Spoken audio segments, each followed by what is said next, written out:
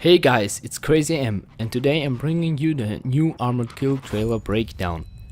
So as we know, the Armored Kill maps are all gonna be playing in an post-earthquake scenario, and I think DICE has made a pretty good job in kind of creating all the different stuff around it. And as we see in the trailer, there is a little bit of a cinematic explaining the story and showing the soldiers waking up after the earthquake. And as you see, they're all bruised, they have bandages, they have less armor, so to say, and not all wear helmets anymore. And that looks actually pretty cool, and I'm wondering if it will be able that you can use those new skins on the other maps. So if so, that would be great. If not, it still looks good.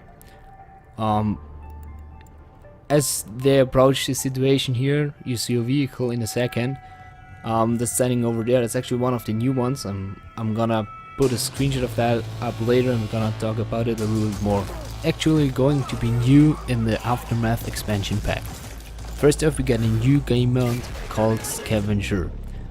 It works pretty much like Conquest, only that you spawn and start off the round only with a knife, one grenade and a sidearm of your choice.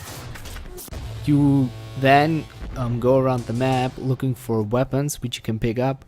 They will spawn at predetermined locations, however the weapons are gonna not always be the same but spawn random. So if you're going to one place, you know where a weapon's gonna spawn there, but you're not gonna know which weapon it is.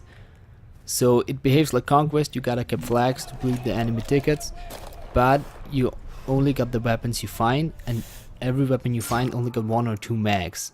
So it really stands for fights for survival. So in the last part of the trailer, we already saw one of the new weapons that are gonna come is the crossbow. And the crossbow is actually gonna be a gadget, so it's gonna be available for all classes.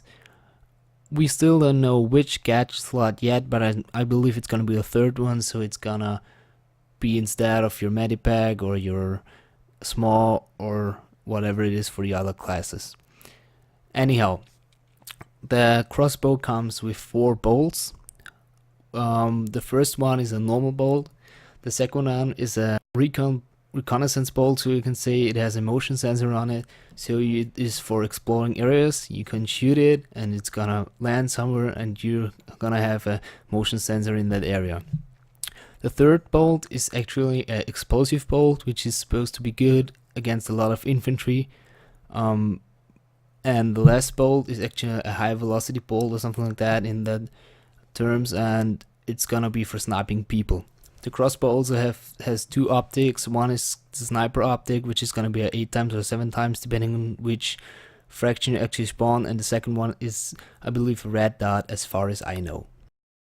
The next new weapon we will see is a machete, and it's not officially confirmed, but it is on the Aftermath cover, and we see it in the trailer sequence, which I took a screenshot of.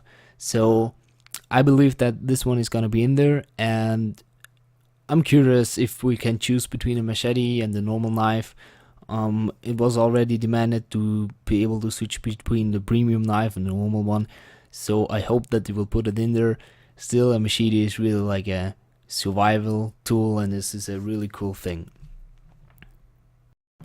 So now let's talk about the new vehicles. In this screenshot from the trailer, you see the Russian Barsuk, which is actually a modified Vodnik. Here we have another screenshot from an in-game footage. I'm gonna leave a link from the websites that I got information from down in the link below, so you can check that out yourself. And as you see, it has actually a grenade launcher mounted on top, as well as a 50 cal. This is gonna be the Russian version. The US will have one called Phoenix, which will feature the identical, meaning a grenade launcher and a 50 cal. Another new vehicle that we will see in the Aftermath DLC is the Rhino. The Rhino is supposed to be a troop transport, and as far as my informations go, it's gonna be able to carry up to 5 persons, and the driver will be able to remotely control a 50 cal. So now I'm actually gonna let the trailer play once more in the background, and I'm gonna talk about a few things. First thing is that I from a game magazine where they actually tested it on their BF3 version, and they said the scavenger mode was pretty good. and that it was a lot of fun playing it.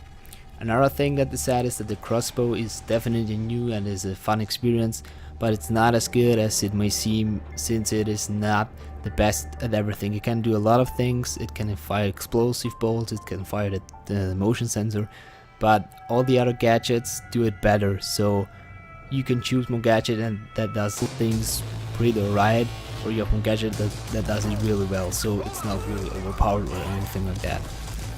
Another thing that we actually saw during the game, they're gonna be little aftershocks, meaning that you can't really aim or some stuff like that. And this is interesting because it's affecting the gameplay, but I think as long as it is for all players the same, it's alright. All the maps actually gonna feature Conquest as well as Gunmaster. I don't know about Rush, but I think it's gonna be Rush as well. And on Conquest, they're also gonna return vehicles from the main game, meaning the tanks and the helicopters. So helicopters can transport you up to the top of the buildings, but in a game magazine they said it's not a big problem. I mean, you have a pretty good vision up there, you can snipe a lot of people, but all the helicopters can spot you very easily because there's not much cover up there, so they're gonna kill you instantly. So yeah, I think that about wraps it up. If you enjoyed that, be sure to like and comment what you think about the new DLC. If you want to see more of that stuff, be sure to subscribe. So have a nice day, and I'll see you next time.